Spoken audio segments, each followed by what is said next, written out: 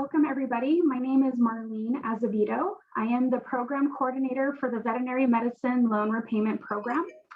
We want to thank you today for attending the Veterinary Shortage Situation Nomination webinar. This is an opportunity to review the nomination process for your success. And this webinar will showcase the importance of writing a nomination for the success of an applicant to write their application, as well as the success of the awardee to execute the terms and conditions of their contract within the shortage area. We will have time at the end of the presentation for questions. Please feel free to utilize the chat box to ask any questions throughout the duration of the presentation, and we will answer them in the end. We will now take the time to make introductions for our Veterinary Medicine Loan Repayment Program and Veterinary Services Grant Program team. We'll start with our national program leaders, Bob and Kathy, and then Rick, and then Danielle. Good afternoon, everybody. My name is Bob Smith. I'm a national program leader, been with NIFA for about 20 years, and oversee this program, these two programs, and also a few others at NIFA. So welcome, and I appreciate your attending today. I know you've got a lot on your plate, and look forward to working with you guys in the coming years and months. Kathy? Hi, good afternoon, everyone. I'm Kathy Bjork, and I am a veterinarian, and I joined NIFA about 10 months ago now. I co-lead this program with Bob Smith, and I also co-lead a few other programs for NIFA. We're very happy to have you here this afternoon, and we hope we can make this a really meaningful webinar for you as we move on with the VMLRP and VSGP nominations. So I'll turn it back over to, I guess, Rick to introduce himself. Hi, I'm Rick Fredrickson. I'm the director of the Veterinary Diagnostic Lab at the University of Illinois. Was in private practice for 10 years and was a practice owner for 8 of those 10. Been at the University of Illinois now for over 20, and was a panel member on the review team for 3 years. And obviously I did something wrong, and so they picked me for panel manager last year. I'm starting my 2nd year as a panel manager. Had a lot of interesting conversations during the 4 years working with NIFA on the Vet Med Loan Repayment Program group. And I'm pretty proud and pretty happy how we ended up last year, and looking forward to the next year as panel manager for this group. Danielle? Hello, everyone. Danielle Farley here, and I'm a program specialist with VMLRP and VSGP. I have been with NIFA for 10 months, started the same month as Kathy, and yeah, we welcome you. So let's get into the material for today, and we'll save some room for questions at the end.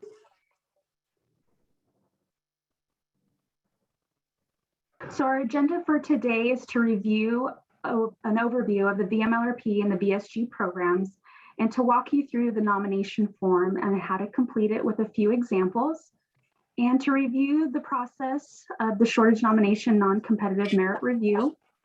And we'll take some time with Rick to review the VMLRP from the panel manager's perspective and give you a timeline of what's to come within this next shortage situation cycle. And in the end, we'll wrap it up with how to volunteer as a VMLRP and VSGP peer review panelist. And we'll take some questions in the end.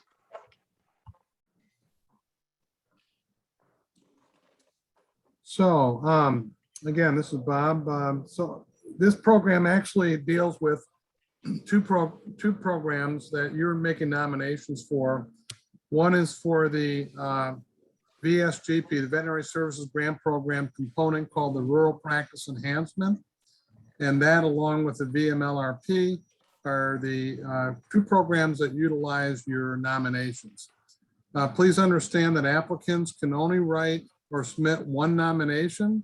And so we typically, with your nominations coming to about 220, they really need to decide where they want to go, which part of the country, which state they want to work in. And so this is what we're going to try to work with you on during today's conference. Next slide, please. So here's some differences with the programs. As you can understand, the VMLRP is pretty much devoted towards those students or who are about to graduate or who have just graduated, who have a relatively high debt load or have any debt load from going to school. And we're trying to really allow them to pursue their passion to work in food animal.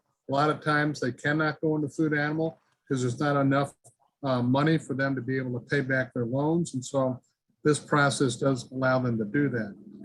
VSGP is a grant program, and it really directs funds to practices, not to individuals.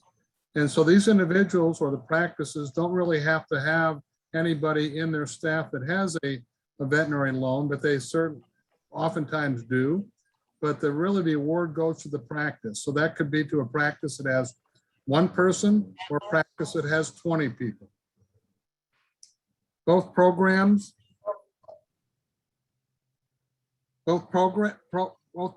really are to help in really helping the community, ensuring access to food animal veterinary services, enhancing food safety for the consumer's well-being. I think you all pretty much understand exactly the value that this brings to not only the citizens of your state, but also the producers there within your state.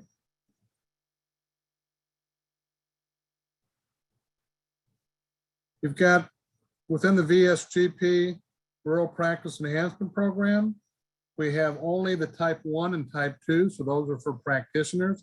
There is no public service or type 3 practice by Congress, the demand and the Farm Bill. 70% of all the clinical services must be devoted towards food animals.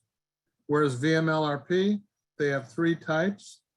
The type 1 and 2 for practitioners, the type 3 for public service, and all services must be devoted to food animals, or I should say large animals, because it does include equine. There's no small animal work allowed during the time that they're fulfilling their obligations for the VMLRP, but oftentimes they have time above and beyond that obligation where they can practice any type of medicine they want to. Next slide.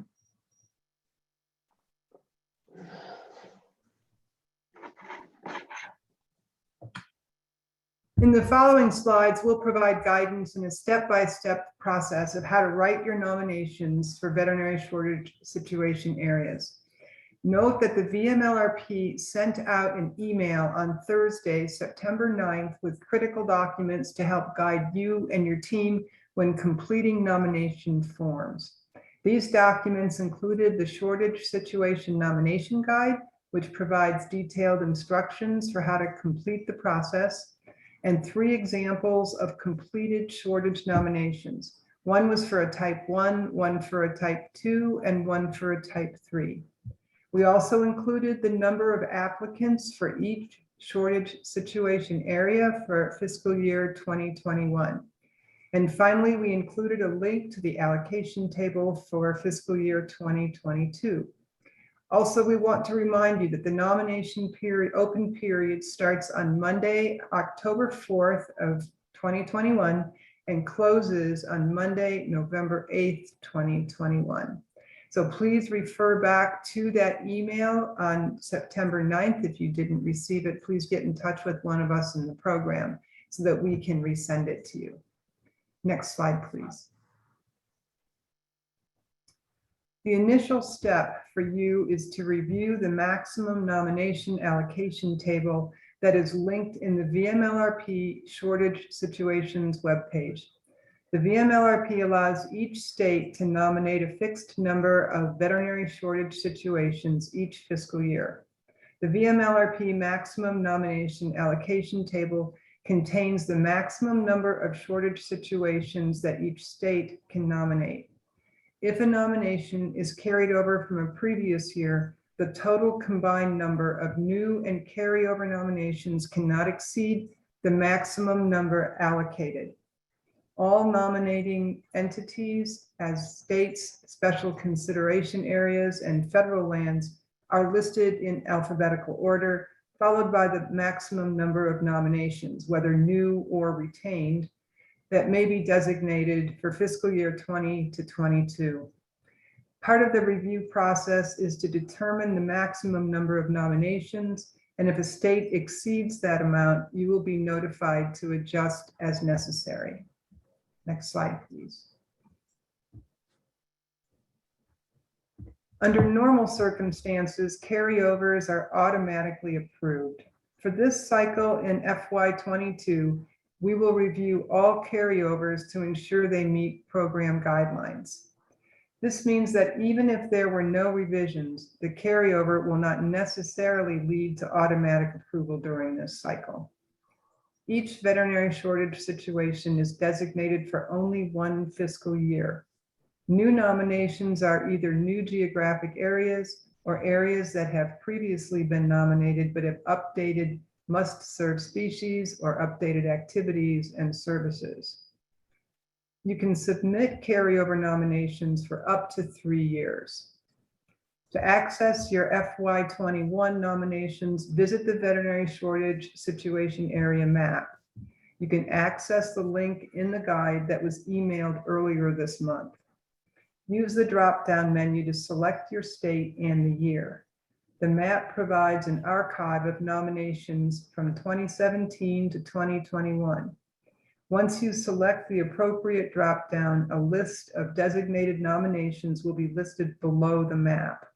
On the right side of the list, there will be a link to the PDF of your previous year's nomination areas.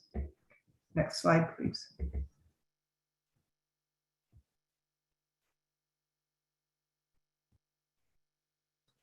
Okay, once you know your designated or how many allocations that you actually have for your given state, you have to start thinking about putting together, doing your homework, gathering the data, and considering who will participate within your state in identifying veterinary shortages.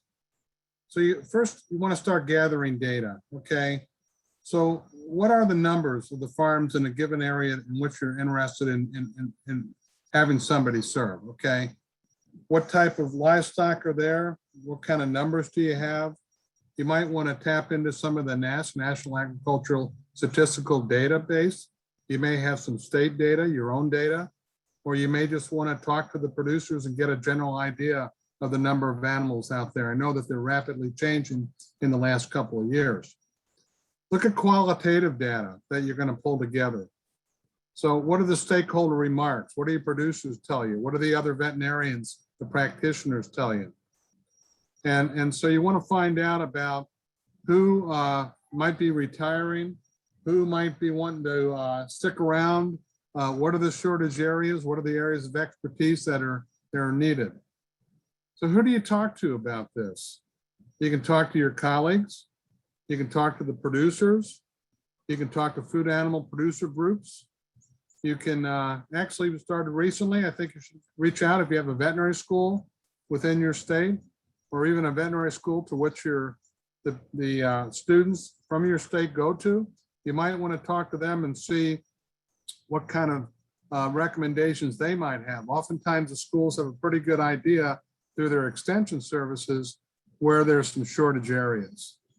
You might even want to go to the schools themselves and talk about to some potential candidates that want to come serve back home in their state.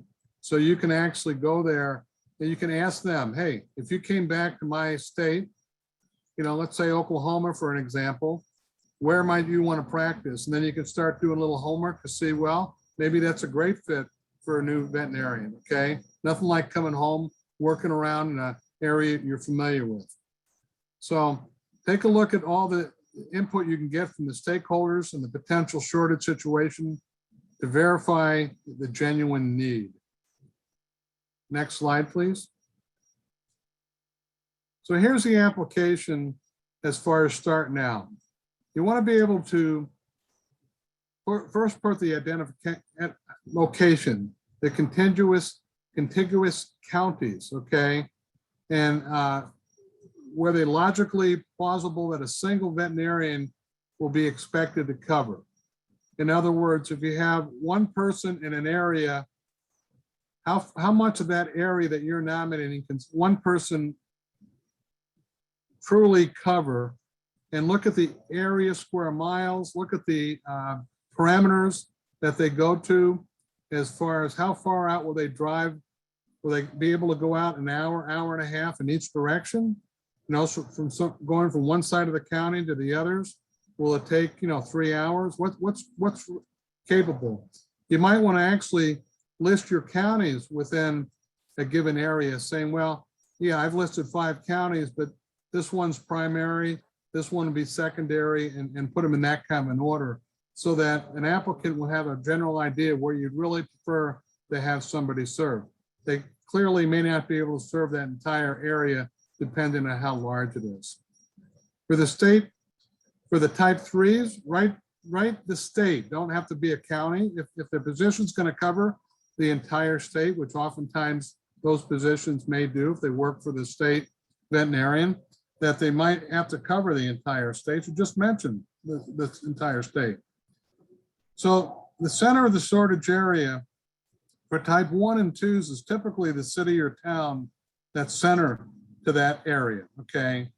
For type 3s, enter the business of the primary office where the position would be located. Is that at a diagnostic lab in a particular city? I think you want to go ahead and put that in there just so we have an idea of exactly where they're going to be working from. Next slide, please. Now, we've asked you in the past, and we're asking you again to actually prioritize your recommendations, your nominations, okay?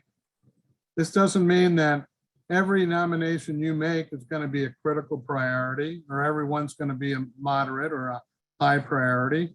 I'd have to admit that most of them are going to be high priority, a few moderate, but we see more and more critical priorities.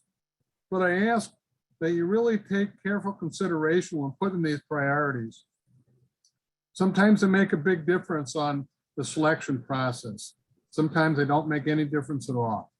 But I want you to be able to defend in your write-up exactly why it would be a critical priority or a high priority. What would be the consequences of not filling this priority? So even within a state, let's say a state had, or a solid 6 or 7 nominations, I would ask you to then prioritize those nominations.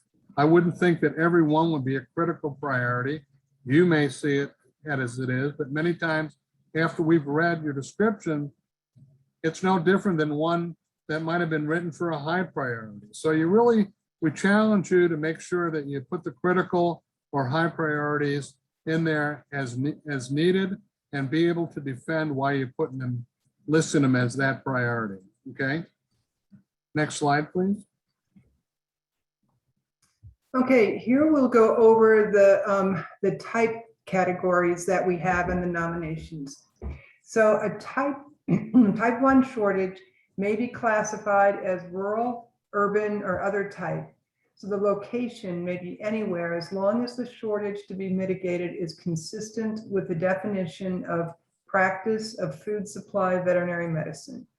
A minimum of an 80% FTE or 32 hours per week is the commitment. In part, this recognizes the fact that occasionally food animal veterinary practitioners are expected to meet the needs of other veterinary service sectors. These nominations are intended for shortage situations where the nominator believes the veterinarian can operate profitably by committing 80 to 100% time to food animal medicine activities based on the client base and other socioeconomic factors impacting viability of veterinary practices in the area. In type 2, the shortage must be in an area that satisfies the definition of a rural area, with a minimum of a 30% FTE commitment or 12 hours per week.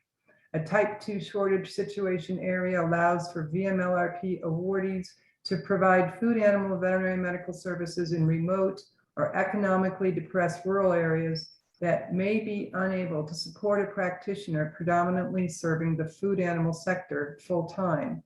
These nominations are intended for shortage situations where the submitting official believes the veterinarian can operate profitably, committing at least 30% time to food animal medicine activities based on the client base and other socioeconomic factors impacting viability of veterinary practices in the area. It is expected that a veterinarian may provide services to other veterinary sectors, such as companion animals, as a means of achieving financial viability. And in type 3, this is a broad nomination category comprised of many types of public service veterinary training and employment areas related to food supply and public health veterinary workforce.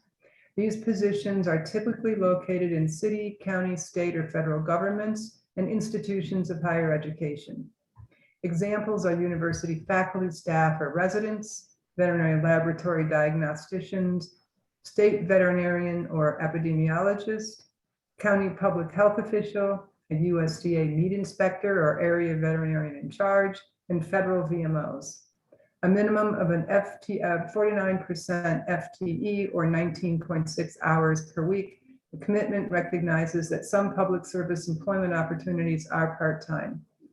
The program limits type 3 awards to 10% of total nominations or available funds. Next slide, please. The indication of the must cover or may cover food supply animal species to be served are only for types 1 and 2 nominations. Any single species type may be indicated under must or may cover, but not both. The other category is an opportunity to add a food supply animal agricultural species that is not listed. For example, other species not listed could be farm animals for services that support agricultural activities, service animals in preparation of crops, equine supporting beef operations, or other farm-related activities. Must cover species are those that a veterinarian must be prepared, willing, and committed to provide services for to mitigate the shortage situation. The priority and majority of the service time is the intent to service the must cover species. The selection of more than one must cover species will indicate during the application review panel that a veterinarian is required to have experience with all of the species selected. All must cover species selected require consistent activities and services for those selected species. May cover species are those that a veterinarian may provide services for to meet the required percent FTE. This recognizes that not all food animal species require the same level of services year-round, and a veterinarian may need the flexibility to provide services to other species during the off-season to meet their percent FTE. When a veterinarian is unable to fulfill the service obligation with must-cover species, it is appropriate to focus on may-cover species to fulfill the obligation. For example, to support beef operations during the off-season, equine may be listed as a may-cover species. If a species is listed, then there is a shortage for this type of work and the applicant can claim that service time. The justification for such species will need to be made on the second page of the form that we'll go over. Next slide, please. For type 3s, the position, title, employer, and specialty or discipline are requested, and only one position title can be listed on these nominations. Food safety, public health, and epidemiology are listed as the primary disciplines. If the position requires a discipline that is not listed, then select other and write that in. You can select as many disciplines that may apply to that position. Note that only one disciplinary area can be listed in other. For example, a microbiologist and a field officer cannot be requested within the same nomination unless their duties are the same.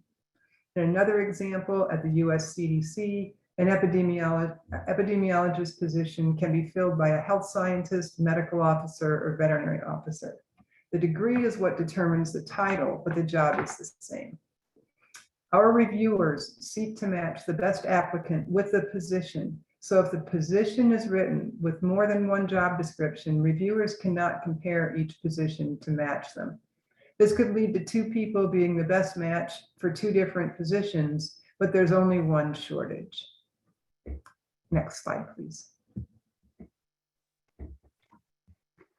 The shortage types 1, 2, or 3 will determine the minimum FTE requirement. If a greater FTE is required to mitigate the shortage area than the minimum FTE, then a higher percentage must be entered into the optional box on page 1. FTE is based on a 40-hour work week. The minimum FTE should be specified on the form, objectives, and the need of the area described on page 2. If the field is left blank, then the minimum requirement will apply and will not need to be entered. The FTE can be as high as 100% if the requirements are realistic and economically feasible to meet the service needs. For calculating windshield and drive time, private practitioners are instructed to record their hours from when they enter premises where the veterinary services are provided to when they get back into their vehicle, and therefore is not limited to the time spent on treatments or procedures. So please note, windshield and drive time from the awardee's home to the primary place of business and back does not count. If in a mobile practice, then the home is considered a home base and that time can count. Private practice awardees are allowed up to 25% of their service hours to be allocated towards their windshield and drive time. When determining the percent FTE, consider the following objectives and services described on page 2 of the form.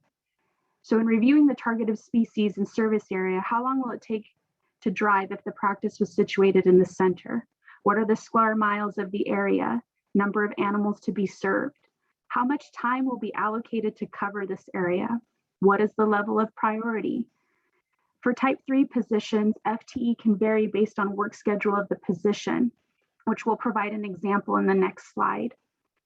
Estimating vacation, sick, and or holiday time when determining the percent FTE, which also will be an example in the next slide. And also consider the diversity of business needs may vary from practice. So the program requires that an awardee fulfill their obligation for the number of hours contracted within each quarter. This means that although an awardee may take leave and a veterinarian's employer may provide paid leave, the VMLRP still expects an awardee to fully execute all required hours per quarter based on the FTE provided on the nomination form.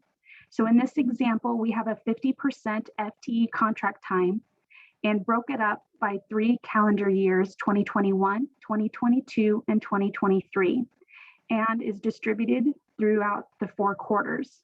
So in calendar year 2021, in first quarter from January 1st to March 31st, 256 hours must be executed for a 50% FTE. And remember, 50% FTE is 20 hours per week because FTE is based on a 40-hour work week. The times that you see listed here are an indication of both travel time or the windshield and drive time in addition to their service contracted time. The example or the calculation below is a way to figure out what would be the maximum amount of an FTE if you were considering holiday, sick, vacation time. If in this example, we have a 35-hour per week employee.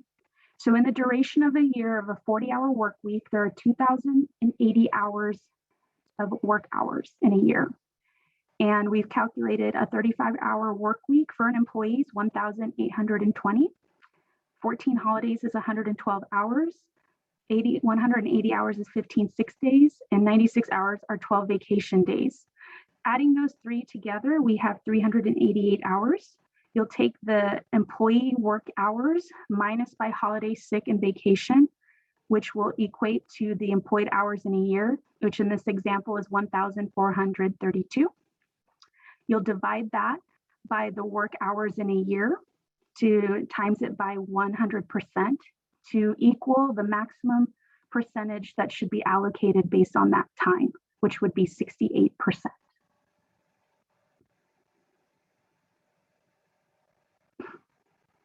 We are now entering how to complete the nomination form on page 2.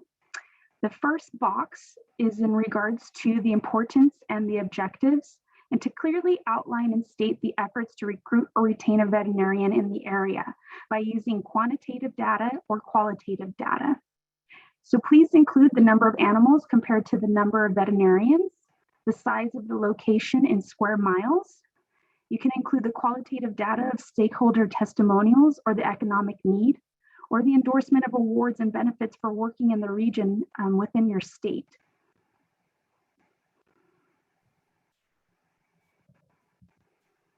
These activities and services listed assist the applicant in understanding what is expected of them to serve the area and its critical information in developing their application materials.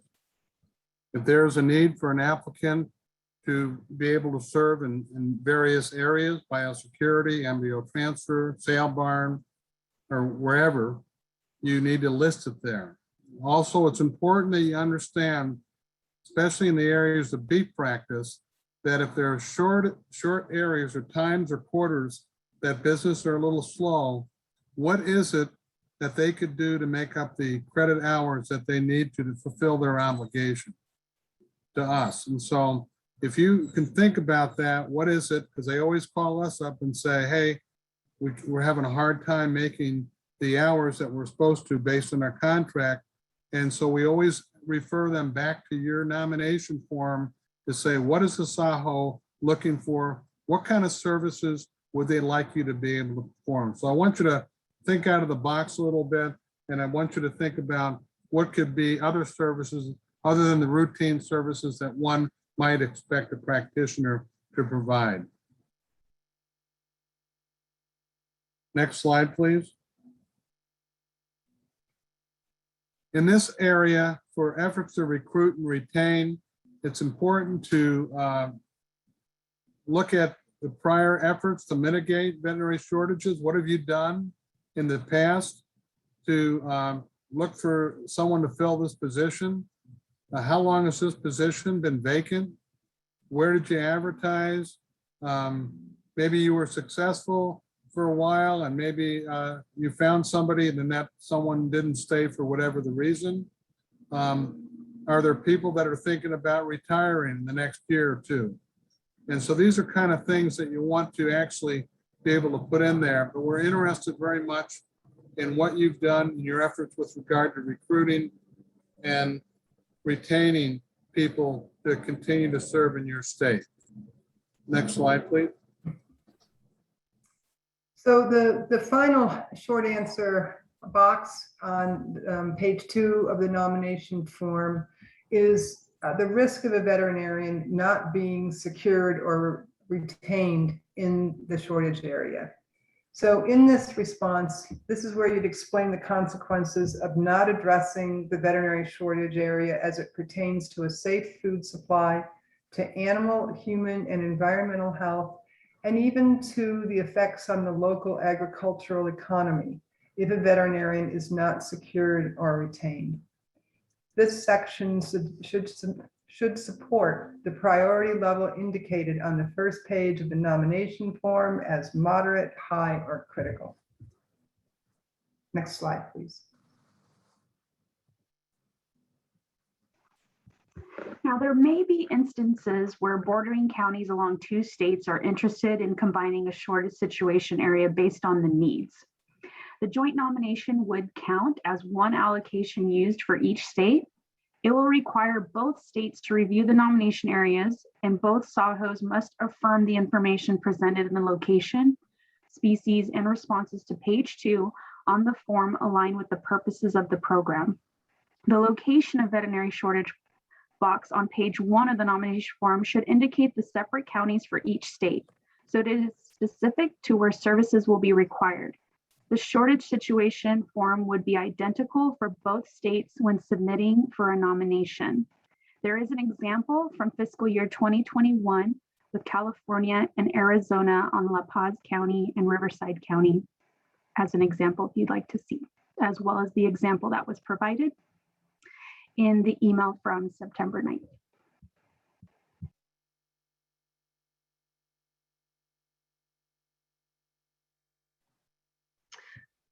The last step for completing this shortage nomination form is to check the 2 affirmation boxes.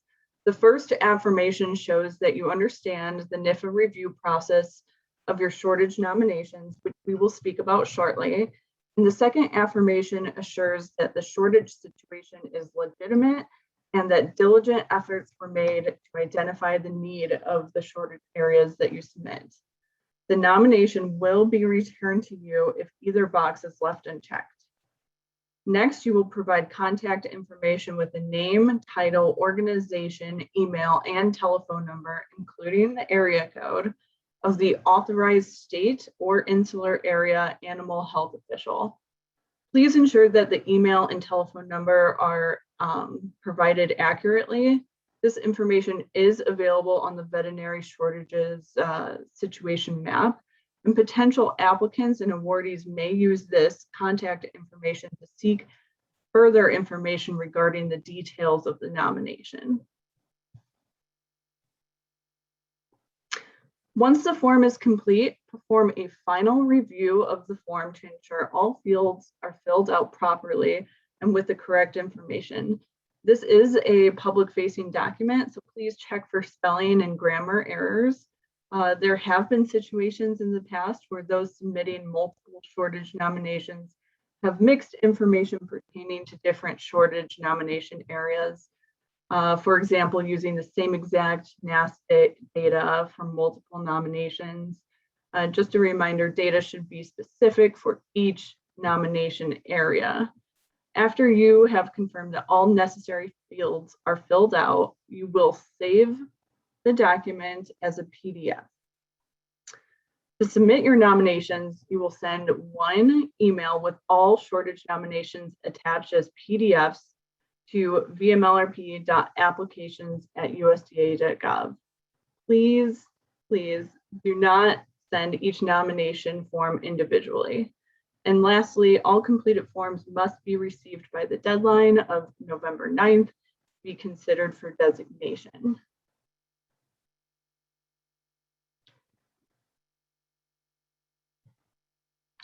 There are 3 steps to our review process.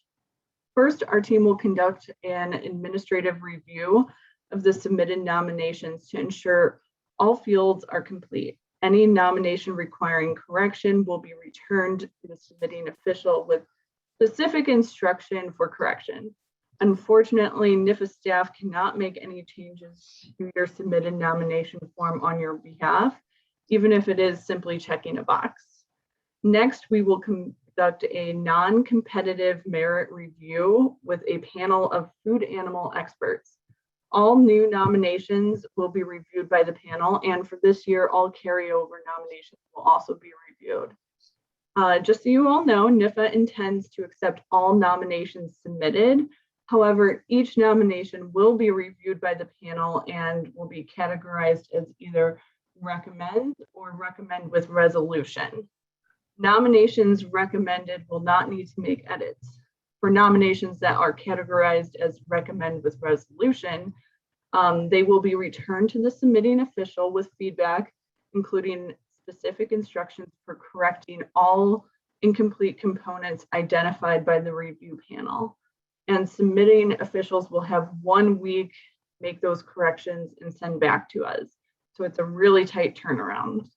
Once the recommendations are corrected by the SAHO, NIFA staff will review the nomination for completeness and for approval.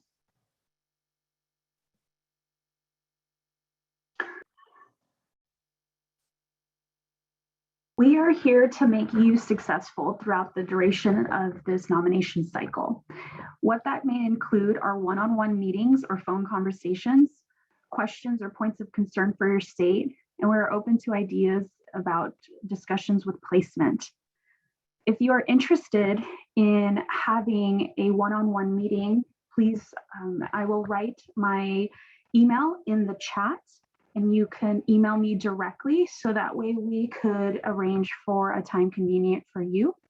What happens during these meetings is we collaborate together regarding the specifics within your state. We review the past 5 years of shortage nominations to identify any areas of concern or questions you may have on how to move forward, how to increase the number of applicants within your state, and any specific questions you may have regarding the program.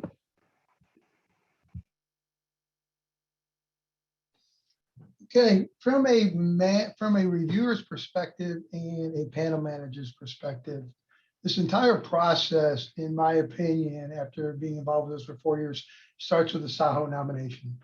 Very good SAHO nominations allow applicants to write very good applications, and it allows a review panel to match these and provide that best fit, which is part of the intent of Congress.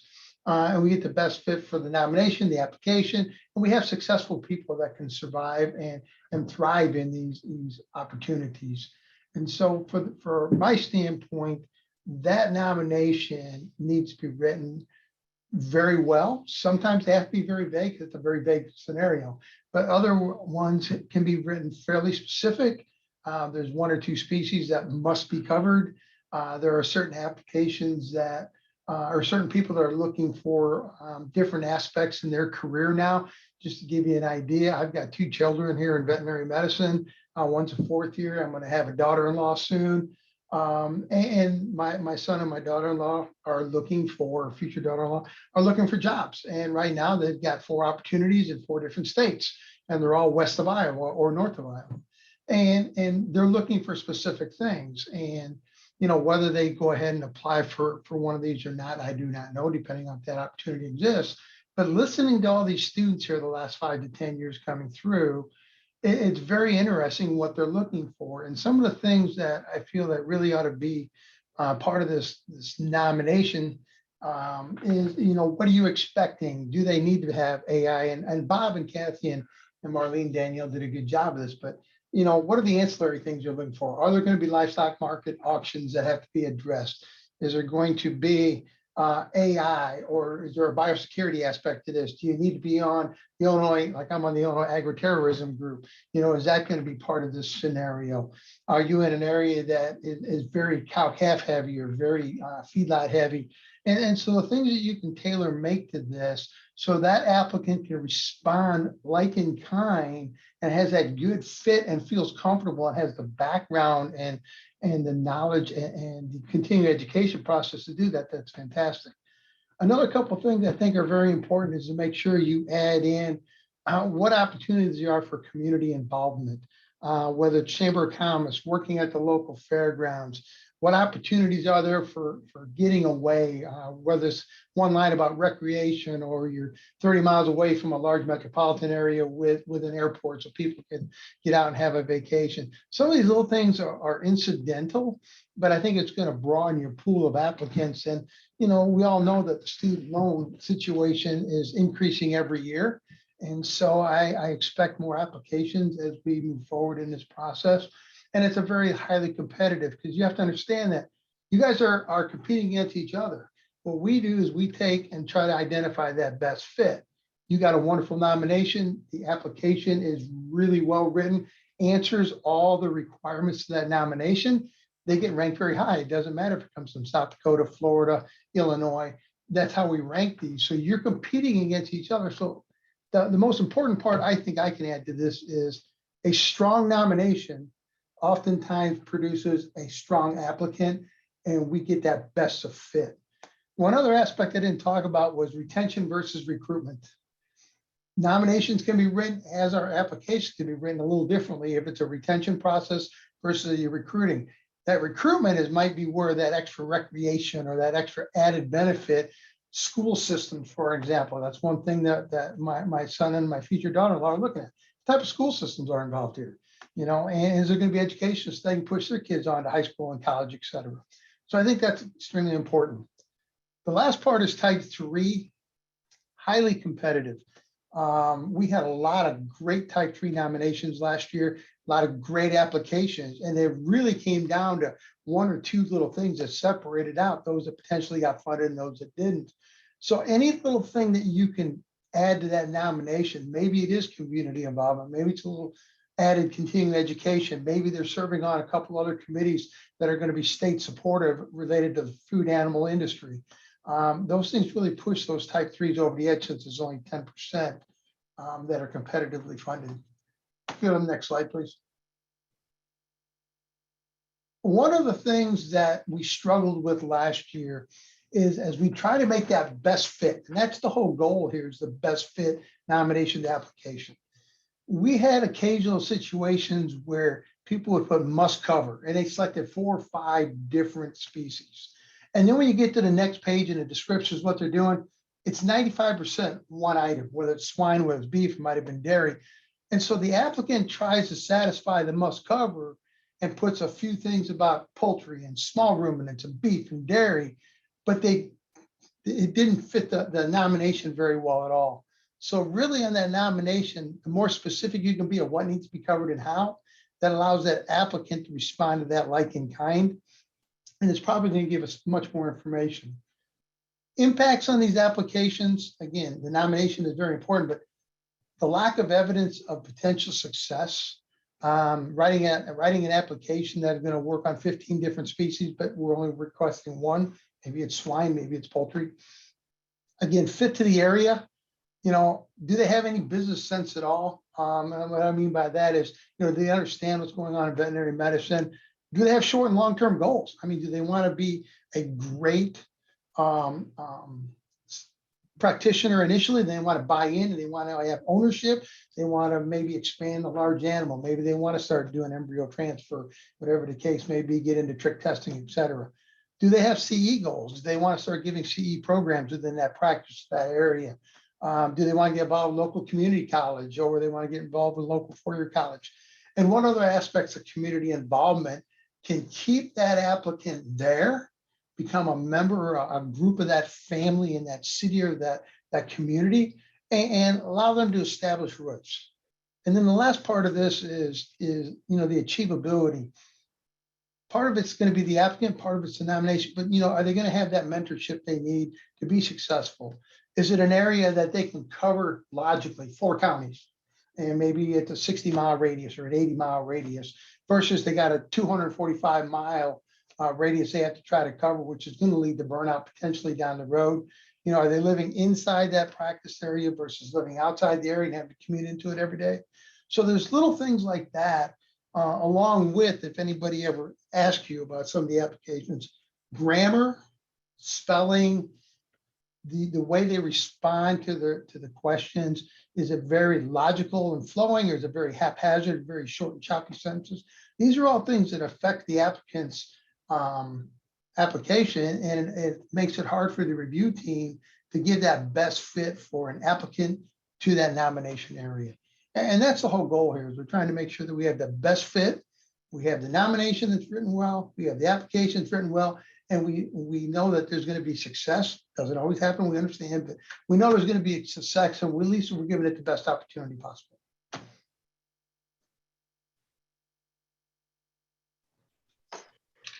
And here's a look at our program timeline for the next fiscal year. At the end of September, VMLRP awards will be announced to applicants, and VSGP awards will be distributed. As a reminder, VMLRP awardees always stay confidential. VSGP grantees are made as public information.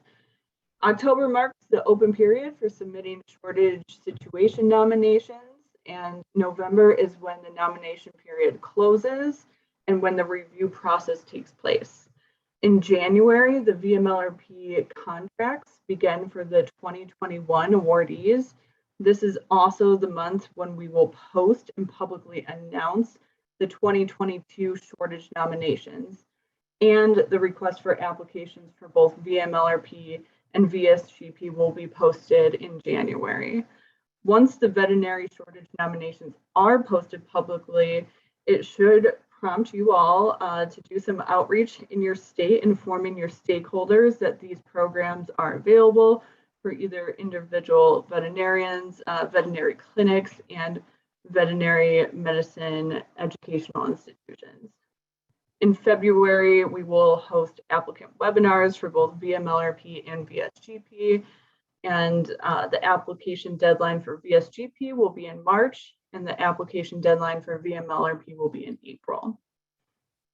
Review panels for both programs will take place between May and June. And speaking of panels, I'm going to pass it on to Bob.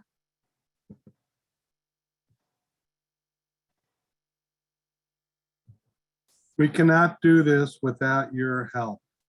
Literally. We need to have, I want you to think about, you might want to volunteer to serve on these panels, whether it be one of the two VMLRP panels we have every year or the one VSGP panel. We're always looking for experts like yourself. We'd like to have a SAHO be a member of each one of those panels. And I understand that if you all volunteer right now for next year, we can't accommodate everybody, but the fact is, we really, those that have an interest, those that want to learn more about the program, those that want to serve the profession, we really need your help to serve in those panels and to be a reviewer for these applications, okay? This will allow you to understand the process clearly and actually gives you a really neat network with your colleagues, whether they be practitioners, people from academia, or people from industry serve on these type of panels. So I just wanted to give you that reminder. And again, I thank you all for your attention. And I would just like to add to that. I just sent an email to Marlene yesterday. I'm going to start putting our panels together for June of 2022, probably early part of November. Because last year we had many people that already had obligations by the time I got started up. So if you do have an interest, please reach out to the folks from NEFA. I'll give them your contact information. And I'd be more than happy to reach out to you about potentially serving on one of our panels. And Marlene, if I might, can I introduce the other panel manager from the VSGP program, the Veterinary Services Grant Program? I think he's in our audience, Dr. Brad White. Brad, would you like to say a couple of things? Do they, can the participants speak?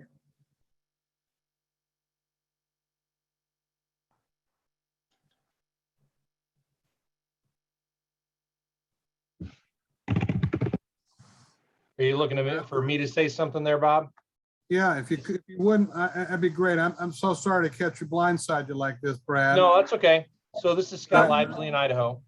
And this last year was my first year serving on the VMLRP review committee, not to mention also the first year I wrote the shortage nominations because I was just appointed to state veterinarian. I think it was extremely eye-opening to see the applications and kind of the variability between what's expected. But the biggest thing that I saw was there was definitely the variability between SAHO nominations in many cases, in my opinion, cost an applicant the award because they were not specific enough. The evidence wasn't tangible enough to be able to find, as Bob's been saying throughout the meeting, the right fit for the right candidate. And so I asked, I was very fortunate to have these folks give a presentation at the Western States meeting a few weeks ago about this, but I would encourage all of you, if you get the opportunity, to sit on the committee. You know, it's a little bit of work. You have to review a bunch of documents, but I find it extremely helpful.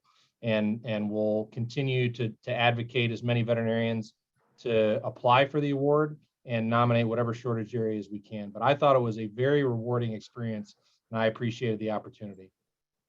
Thank you, Brad. Okay, with that, I guess we go to our last slide, Danielle. Yes, and Brad White was not on the call, but if you are interested in serving as a panel member, like Bob said, let us know and we'll put you in contact with either Dr. Rick Fredrickson or Dr. Brad White, who is the panel manager for the VSGP program.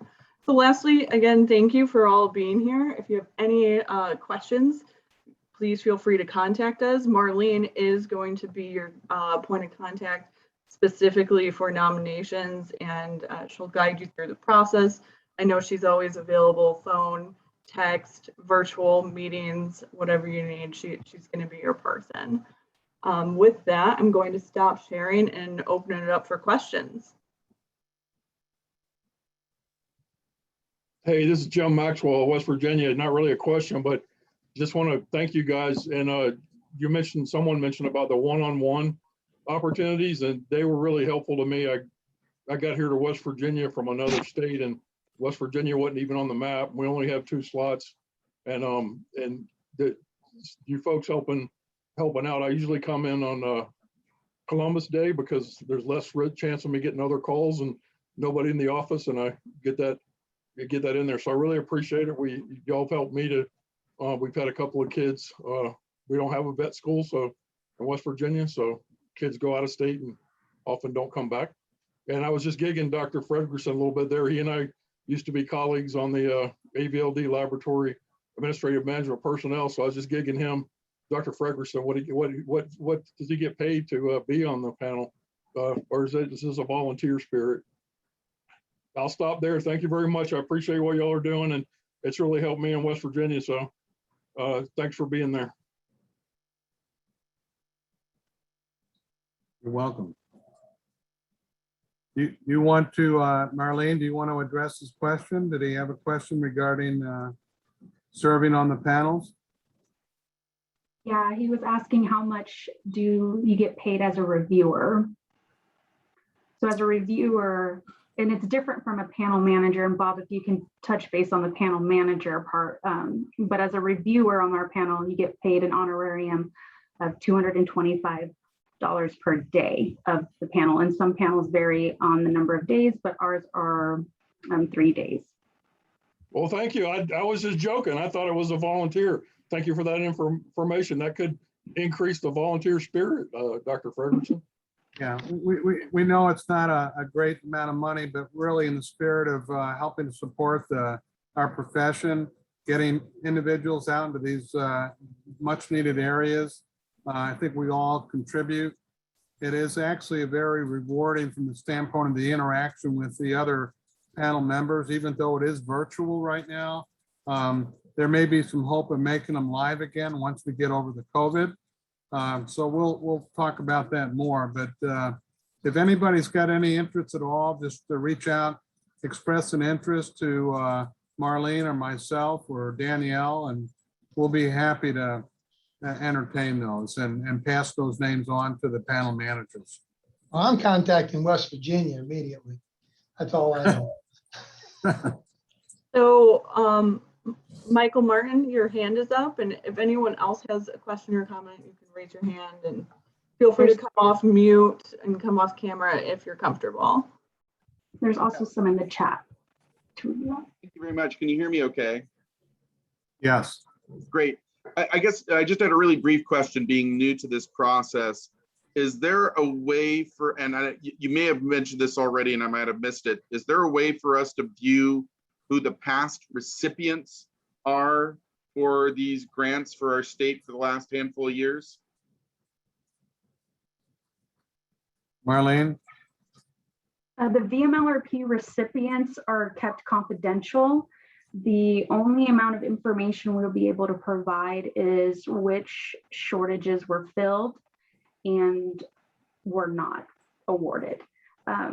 We did send out an Excel with the number of applicants that were applied to for the shortages of fiscal year 2021. If you do not see your state listed, that means there were no applications for that shortage area. Thank you. And it is, we can, we're happy to provide the information on who was granted for the VSGP award. That's all public information. And if you're interested in seeing that, please let us know. It is a much smaller funding program, so there's not as many awards. We have a question in the chat from Dr. Roth. Am I understanding correctly that carryovers are reviewed? If so, I don't understand what makes them different from other nominations.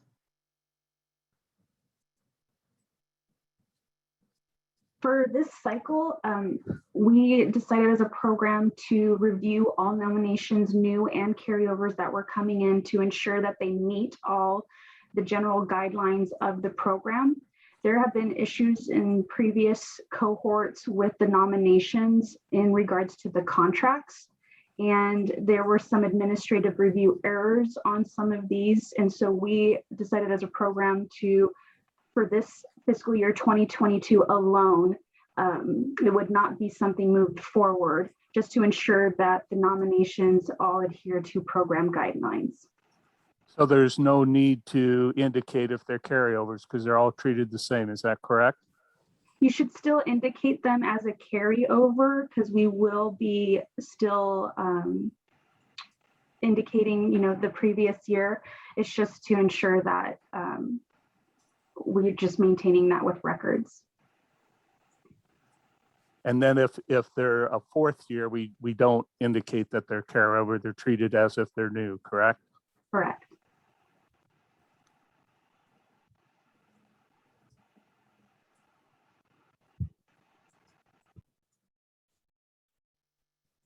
If there are no other questions, I would like to Oh, emphasize, sorry, there are a few more questions in the chat. okay, okay, Okay. sorry. So in terms of the area for coverage, this is from the chat, Dr. McCourt. I know that there was a standard that they need to be reasonably close enough for one practitioner to be able to actually cover the whole area. But is there a specific radius limit recommendation?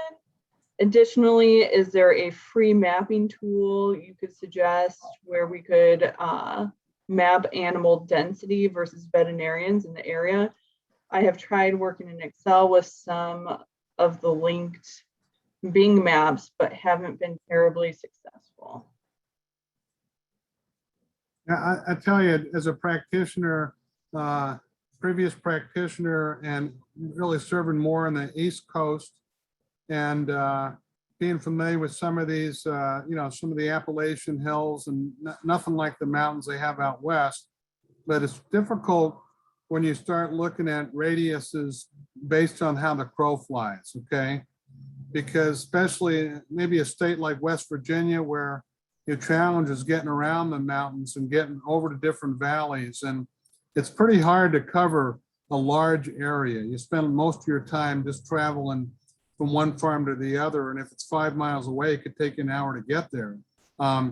So it all depends on the lay of the land, topography, et cetera. What I'm hearing from practitioners, they typically like to go out. Maybe they're willing to go out hour, hour and a half. Is that 50 miles? Is that 100 miles? I mean, I think it depends on the lay of the land and how easy it is for them to get up and down the roads there, okay? But oftentimes we find that many times they're asked to serve an area that's much, much larger than anything that they could potentially serve. And again, we give them windshield time, but that's a big challenge for them.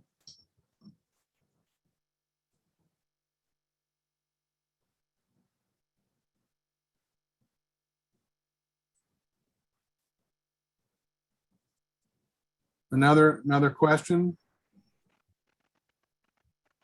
And I guess to answer the question about the free mapping tool, I cannot think of anything unless anybody else on the call has found a way to put together these overlays of some sort with animal density and veterinarians. That would certainly be something that would be useful to everyone, I would think, but Yeah. I don't know of anything. Yeah, and the numbers seem to be changing so much, and this since COVID hit, boy, the numbers are all over the place. So even what you might have proposed and what you submitted 2 years ago in a particular area could have completely changed in the last 24 months. This is what we're seeing, our experience, at least in the last 18 months. A great deal has changed with producers and livestock numbers since COVID has come about. Hey, on that one, this is Jim Maxwell, West Virginia again. I don't know if this will apply to everybody, but I have the benefit of having some really nice ag statistics folks downstairs in the building that I'm in. And I bring them some peppers and tomatoes and eggplants from my garden, and they can help me with some of those assessments that they can streamline it. It would take me weeks to do. So that could be a resource if you have access to really nice ag statistics, men and women in your neighborhood. Good recommendation, Jim. Yeah, thank you for sharing that. In fact, some folks on the call are new Sahos or new to doing these nominations. And some of you are tenured and very experienced. So if anybody wants to share strategies and how they gather data and write these nominations, who you talk to, feel free to jump in. Can I just interject? Okay. Sorry, Bob, there's one question. For type 3 VMLRP nominations from government agencies, is the maximum number of nominations still 4 nationwide? If you're referring to the federal lands, 4 for fiscal year 2022 is still the maximum. Okay, Bob, go ahead. Okay, I just wanted, recently we've been doing more conversations with state animal health officials and the deans of veterinary schools with some other programs that I'm managing. And I really want to emphasize that if you could, try to contact these veterinary schools. Try not to do it so passively. You know, go out and visit them. Deans are very receptive to have you come and address their classes. If you could address in the fall time, actually this time of the year, right now, September, October, before you make your nominations, you could talk to the schools. Deans would love to have you address the 4th year or whatever, you know, the students are in their final year and they're actually, you know, they're going to start looking for jobs, you know, they're going to start signing contracts and making commitments, but they share with them your nomination areas. Understand that when you can even share with them the areas that you want to nominate. And because we don't tell you or suggest you say, oh, no, those counties are no good. Okay. We only try to help work with you on how the nomination is written and what it includes, okay, to make it more successful. So you can actually share those areas that you're thinking about nominating with the class.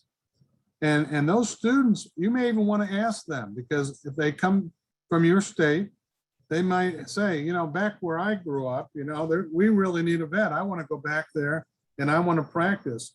And they can tell you about that. You can have that kind of interaction with them, and they can give you some good suggestions that you might want to actually look at.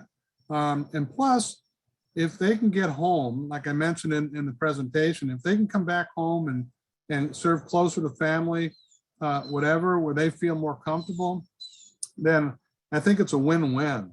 And so if you're looking for getting more nominations for your state, and if you haven't been very satisfied, I'd recommend that you go to the vet schools and talk to the dean about, you know, who the applicants from my state, and probably most of them, but you also states that don't have a veterinary school.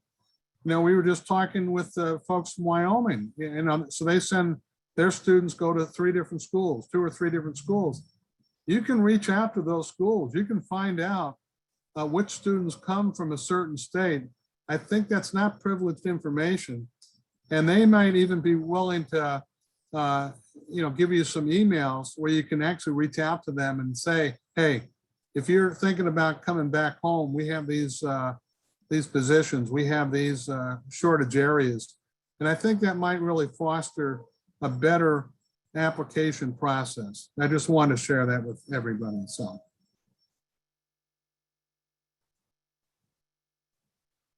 The deans would love to hear from you. All right, what other questions do you have? And I just want to confirm that for fiscal year 2022, it is 4 allocations for federal lands.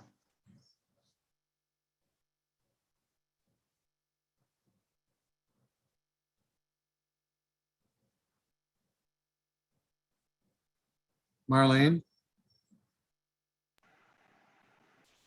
Is that a question? I didn't have anything to add.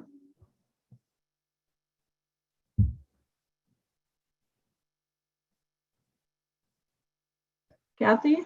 Yeah, I don't see any more questions. I don't see any hands up. It seems as though we might have come to the end here. So if anyone has any further questions from here, please contact us. This webinar will be posted. I'm not sure what date, but we'll be posting it so that anyone that needs a refresher can go back to it in the future.